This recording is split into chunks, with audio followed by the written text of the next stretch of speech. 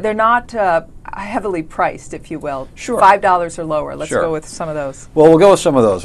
In the bigger area, we still like Gilead and Isis and Intrexon, of course.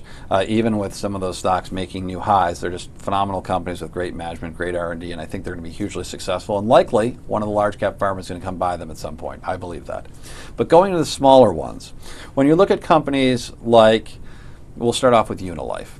Unilife is a medical device company, if you will. It does injectable drugs. It's coming up with a new, novel, innovative syringe to prevent needle stick injuries. They've also come up with a drug delivery technology to help patients who have trouble swallowing pills. So here's a company with a whole platform of ways to get drugs into the body in a safer, more efficient manner. It's a stock that's $3 and change. It's a company that has tremendous patent portfolio. It's a company that very likely one of the large needle companies like a Becton or someone's probably going to end up going out to buy. So there's one example of a small company that's really came out of nowhere. It came out of Australia actually, and has now become a significant player in that area. Another one is Metastat. Metastat is a great company. Metastat's a company that is really approaching oncology.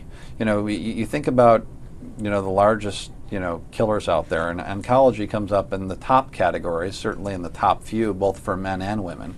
And it's still an area where, outside of paclitaxel or Taxol or some of the oncology products, some of which have huge toxicity issues, we've gained in being able to increase survival, but we've gained largely through diagnostic tools of preventative medicine and intervening earlier and get screened, as opposed to actually treating you with a product. Right. Metastat has some really new, novel approaches and new, novel oncology products that we think have a very good chance of making it to the marketplace.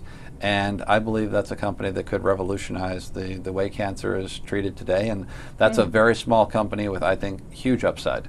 That would be one of our top picks in the oncology area for sure, as far as a company that's coming out and doing things that are differentiated.